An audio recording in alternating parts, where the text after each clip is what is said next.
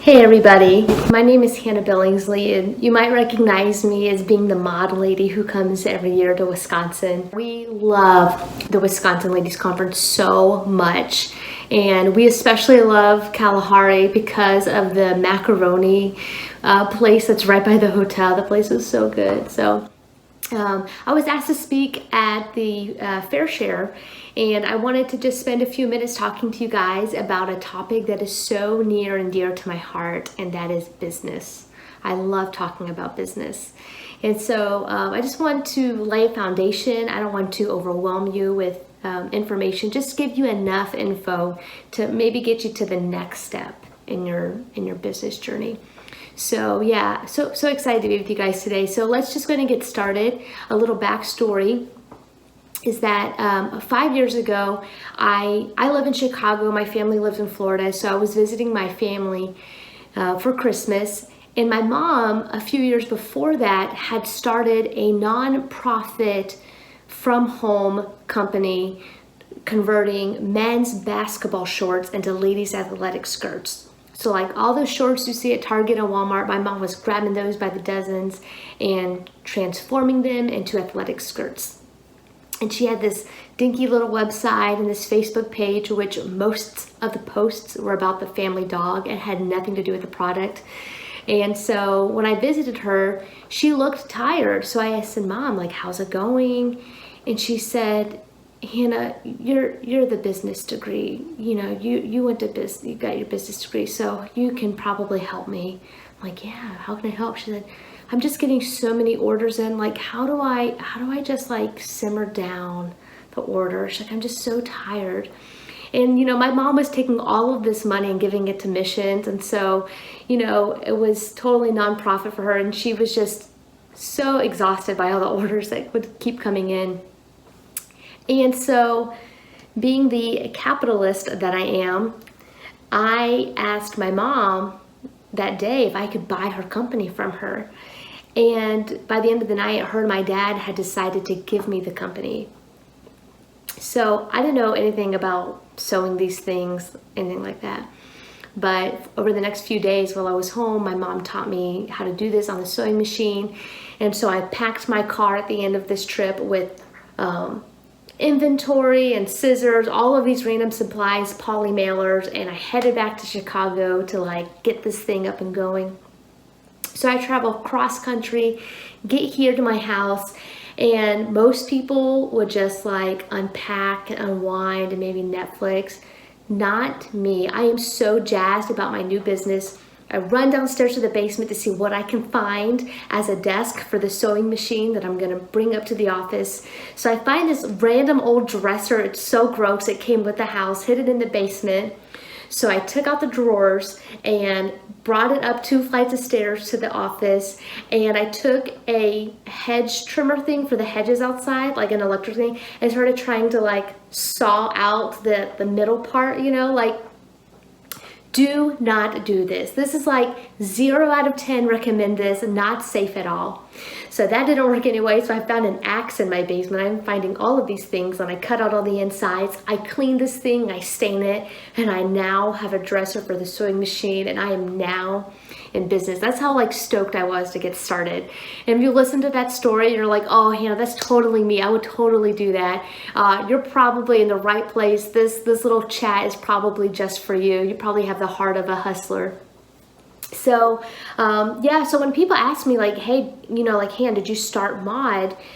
You know, like, the truth is, yes, I did start mod because the company was originally called Apostolic Sportwear, but most people cannot say the word apostolic. In fact, many people can't. They call it like apostolic. So, just to be more accessible to my audience, I changed it to mod, and we changed within 9 months, everything about this company my mom gave me changed. The product changed. You know, she had these business cards with like an American flag on it. We got rid of those, went in a different direction. Just everything about it changed. And so when people ask me like, you know, did you start mod? Yeah, I did start mod, but my mom had laid such a great foundation for me. And I guess that's like the first thing I want to share with you is that along this journey, you're not going to be doing this by yourself. You know, you hear the old expression, if you see a turtle on a fence post, you know that it didn't get there by itself. Somebody put it there. And every entrepreneur, every business owner, we are that turtle on the fence post. We didn't get there by ourselves. People came around us and they helped us. They believed in us. They invested into us. So just know as you're doing this, you're not going to be alone. And just remember to include all the people around you. They want to be a part of your success. They want to be a part of your achievement. They believe in you. And just let that help you along this journey. So that's a little bit of my backstory. So let's talk a little bit about two types of business owners, right? So just for the purpose of this class, I'm going to break down business owners into two different classes, two different categories. I'm going to call them the James Beards, and I'm going to call them the Warren Buffetts, okay? James Beard was a world-renowned chef. He obviously has talents and passions and abilities that nobody else can do. And then you have Warren Buffett, where he could be starting a hamster store and that thing would just take off because he is passionate about business itself. He's excited about enterprise, about capitalism. And so, you know, one of my best friends is Cameron. And Cameron has this custom clothing company, suiting company, and he's so passionate about it. And Cameron is learning to become passionate and interested in business, but that's not his foundation. He is so passionate about his clothing, about his gifting that God has given him to be able to just look at somebody and kind of figure out like what would look good on them and dimensions and all of that. So he would fall under the James Beard category, where they're passionate about the product, but they're not inclined to know, they're not business savvy. Whereas like the Warren Buffetts, you know, they're not going to be very knowledgeable so much or passionate about the product, but they know what to do to take the business to the next level. So I fall more on the Warren Buffett category, where like the first store I owned, I was a third grader and I was selling like anything I found in my garage at home, like a hammer, softball. Like I didn't care what I was selling. Who cares about the product? I'm making money on the playground. And so I'm probably speaking more to the Warren Buffetts of the world, because that resonates more with me. I know how to speak your language. And so, but just, I think that's a good first step. Figure out this business I'm wanting to start. Is it because I love business and business excites me? Or am I just so passionate about pottery? Am I so passionate about the catering company? Am I so passionate about this thing I want to start that I want to offer the world? And that'll help you figure out your next step. Because if you are super passionate about the product, you're going to need somebody to come alongside of you and be that voice of business and, you know, tell you like, hey, we cannot go spend $10,000 to import flowers from a forest in Spain so that it fills the scent of the room, so that that scent will resonate into this business card that you're going to be handing out.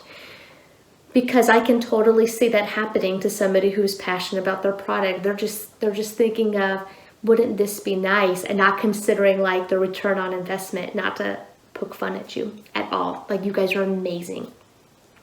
And if you are very passionate about business and you're just always thinking about the next business venture, you're going to need someone to ground you and say, hey, I need you to bring your focus to this. I need you to lock into the product. We got to lock into quality. And you're going to need somebody to kind of keep you grounded and keep you focused on the thing at hand. So are you a Beard or are you a Buffett? So go ahead and identify yourself as that. So, you know, when you're on Twitter and somebody is retweeting their own attaboys, like if you preached a conference and someone's like, oh, she nailed it, and you retweet that, or maybe I guess it's now like we restory them.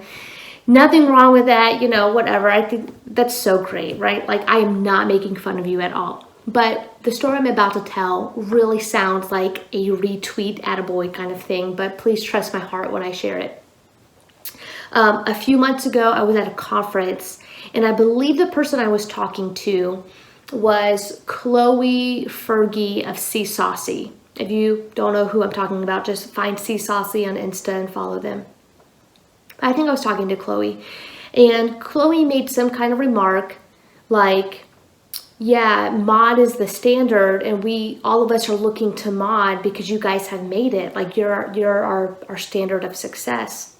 And Chloe, if that's not exactly what you said, just know I'm just going off of memory here. And when she said that, it got me thinking, because it's so funny how people perceive business.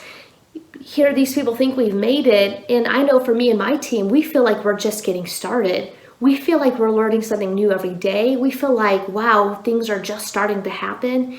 And so perception is everything. But, when people say that, I've had people come to me like, what do you attribute to your success? And once again, success is just perception. But they ask me these questions, and the real answer I want to give them is not the answer they're looking for. The real answer I want to give them is, I feel like 90% of this is just luck, because I don't really know. I'm not overly clever. I'm not overly anything. And we've had great success. And so instead of just giving the luck answer, I wanted to share with you guys a few things that I think I can point to and say, I think it's because of these things that have taken mod from step to step and just keep moving us forward. If I were to guess, I would think that it's these things that have really laid a foundation, and anything else can kind of go crazy. But because these things happen, we were in a good place. So I want to share that with you guys. And so here's my list in no certain order. So number 1 is to start and stay in the black. And of course, I'm referring to money.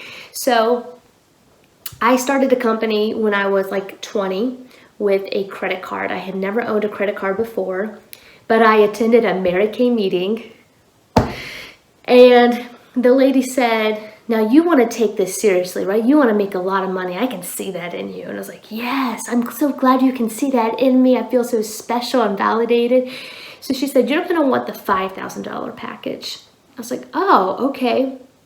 So I went home and told my dad. I was like, Dad, it's showing me in this brochures, if I'm serious about this business, I need to get the nicest package. And my dad, I'm sure he rolled his eyes, but he just kind of went with this, like, okay. So I got a credit card, and I put this $5,000 package on credit. And I spent the next 2 years hosting party after party and getting people under me to, like recruiting people just to pay off this debt. And I have to say, I'm not really passionate about beauty products to begin with. And then to add to that every party was just about getting out of debt, totally a buzzkill. Not fun at all. As soon as I could get rid of all the inventory, I just got rid of it, and a bunch of it I just threw away. And so I'm not thumbs downing Mary Kay. I'm really just thumbs downing this whole credit card debt thing. So here's my advice. You want to start a company, you want to start a business, it does take money. What I suggest is that you find a little side hustle, nothing that can distract you from your dream. So your side hustle should not be like a Mary Kay thing or some business you're starting. Your side hustle should be something you cannot get passionate about, like delivering pizzas or something. Get a side hustle and save up a couple $1,000s over the next few months, and let that be your foundation. Do not go into debt over your business. It's going to become so unfun so quickly. So that's tip number 1.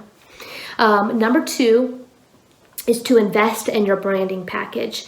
And this is why you're hustling and delivering pizzas at the beginning, because it does take money to start your business, and you want to start it off right. And so I feel like the thing you should invest in is your branding package. Now, the heart of an entrepreneur just wants to go in full force and just not really think everything through, but man, we're just doing this and we're doing this tonight. And you're going to go onto Google Images and find a logo that resonates with you and tweak it a little bit, and now you have your logo. We've all done that. And so we want to stay away from that. We want to spend, a good amount of money on a branding package. So a logo, a website, a color palette, and fonts. Those are the things you want to nail down. And you don't want to go to this kid who's still in college or fresh out of college or somebody from your church or anything like that. You want to find a really reputable graphic designer. You know, you're not asking for a price break or a discount. You're paying the full thing because you want them to know, like, I'm serious, I want this. And so having that is really going to help you kind of define your feel and your tone through marketing on social media, on Facebook, when you're sending out different marketing materials.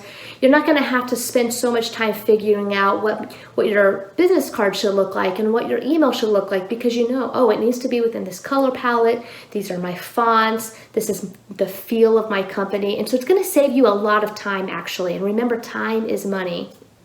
And then also, think about if you don't do that. Say you do not take the time at the beginning to invest into your branding package.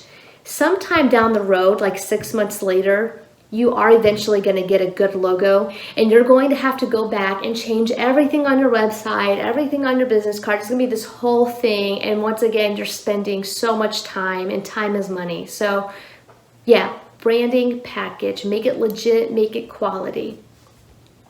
All right, and so the next thing is hire before you need to. Before Mod, I had a company called The Handmade Experience, and we sold body care stuff. And I was told from a friend to go ahead and hire, and I came up with all of the excuses as why I couldn't and why I shouldn't. And so when Mod took off just a little bit at the beginning and I was feeling something, I took a look at my personal budget and I decided, you know what, I can allocate this much money for this long, and I'm gonna take this risk. So I approached College Camry and I said, College Camry, I know you have a job already, but I can pay you $10 an hour.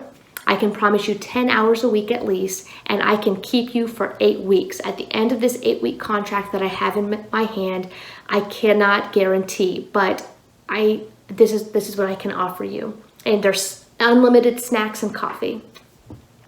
And Camry was all about it. And so College Camry was my first employee, my first team member. And man, I cannot say enough good things about Camry. She was the biggest blessing to Mod. So when Camry came along, I did what is not in the DNA of an entrepreneur. You know, when we're in the middle of a project, the last thing we want to do is like take time out to really think things through and really just be reasonable. But I went ahead and did that. I felt like Camry's going to be around for a while. I think she is going to last longer than 8 weeks. And so I spent a lot of time up front mapping out exactly what I wanted her to do. So Camry, I want you to ship orders. I want you to order supplies for the office. I want you to receive inventory. I want you to do this.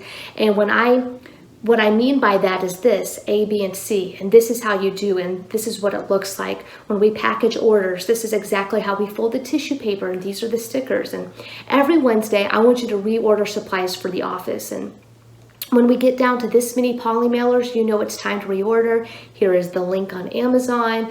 The credit card information is saved. I empowered Camry as much as I could. And I did tell her, I said, Camry, look, you're going to be dealing with customers and you're going to just be making decisions on behalf of Mod. I trust that you are acting in the best interest of Mod to make these decisions.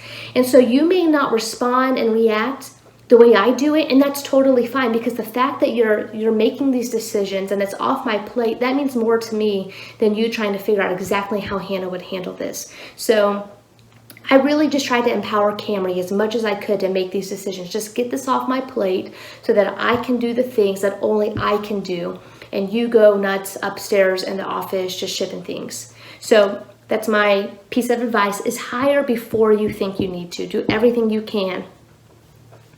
The next thing is to protect your integrity. Protect your integrity. So, you know, you're going to make hundreds of decisions every single day.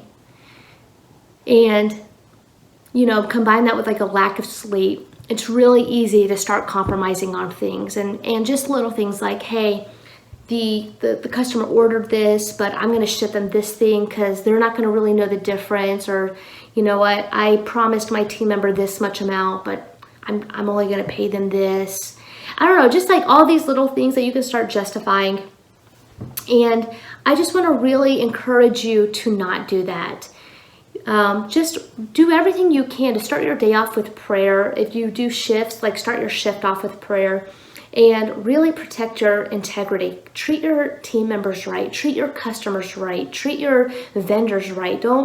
If you cannot pay for something, do not place an order for it. Like, just do the right thing. Have some integrity and do everything you can, because that is what's going to sustain you. If you start sliding people and cheating the system and fudging things, it never pays off. It just kind of just weighs on you. And so I would just encourage you.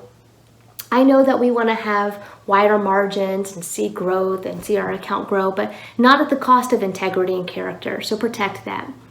And then my last piece of advice for you is to take care of yourself. So if you're like me, you find so much joy and happiness and fulfillment just in working. Like, you love to work. And sometimes because we love work, we think that we don't need any rest. Oh, I don't need to go shopping. I don't need to do this or that because this here is fun. And we forget that there's something to be said about just putting the laptop screen down, shutting off our phones, and just going 24 hours, just me and my family, just me and my book, and just getting rejuvenated, getting refreshed, getting the proper amount of sleep. This is so fun, right? Like, business is so fun, but it's only fun in the context of like a healthy life. And so not at the cost of relationships, not at the cost of our health. So take care of yourself, and that will bring sustainability to your business. So before I let you guys go, I want to leave you with a few resources, some books to get you to the next step. These are all books that have made a lasting impact on my life, and I cannot overhype them enough. They are that good. So let's start off with this first book. It's called 5. And I recommend this book if you are intrigued by business, but you're like, I don't even know what it is I'm passionate about, Hannah. Like, I don't even know enough about myself to know what it is I want to do. And so this book asks a bunch of questions. It's really just a book of all about you. And so in it, it'll ask, what are your values? Which person makes you the happiest? If you were to create a dream, which 5 people could you count on to help come alongside you and achieve your dreams? And so I recommend this book as a good first book to get you started in the right direction. This book right here, it's called Free to Focus. It's by Michael Hyatt.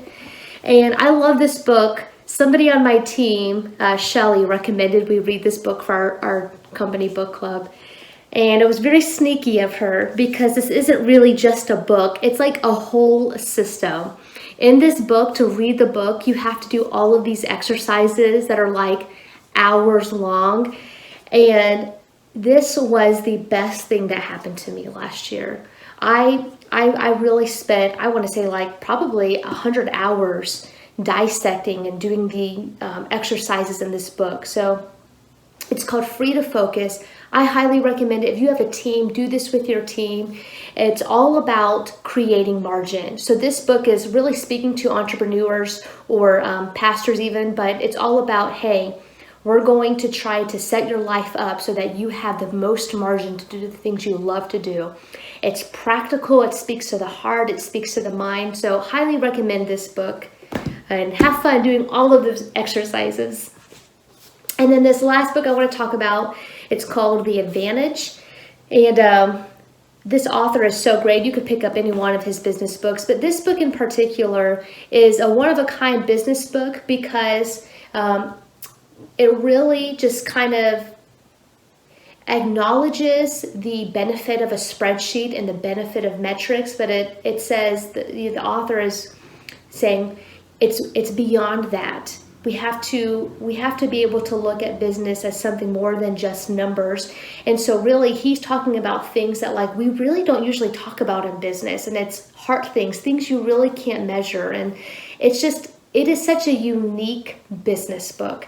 And once again, just like the other books, there are exercises to do.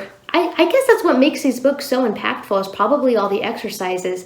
It's not just words or reading, but really all of these books, you have to live it out. You have to practice it. And I'm actually thinking that's probably why they made such an impact on my life. But yeah, this book is called The Advantage. If you have a team, I would say this is a great book for a team to do. But if you don't, you'll still find plenty of good things in it. But it's mostly for teams. And if you do have a team, I would encourage you to buy a book for each of your team members and to just read one chapter at a time. Definitely do the exercises. So definitely carve out time throughout your week. It's going to be a huge blessing to you. I can't overhype these books enough because they're that good. So you can find them all on Amazon too. And I just know they're going to be a huge blessing to you, to your life, to your team. And they will all help create margin in your life to do what you love, to do what you're called to do. Thanks again so much for taking time out of your day to join me on here. I have loved the opportunity to share some of my heart with you, some of my story. So I'll see you guys next year at Wisconsin Ladies Conference 2021. God bless. Stay well. Stay safe.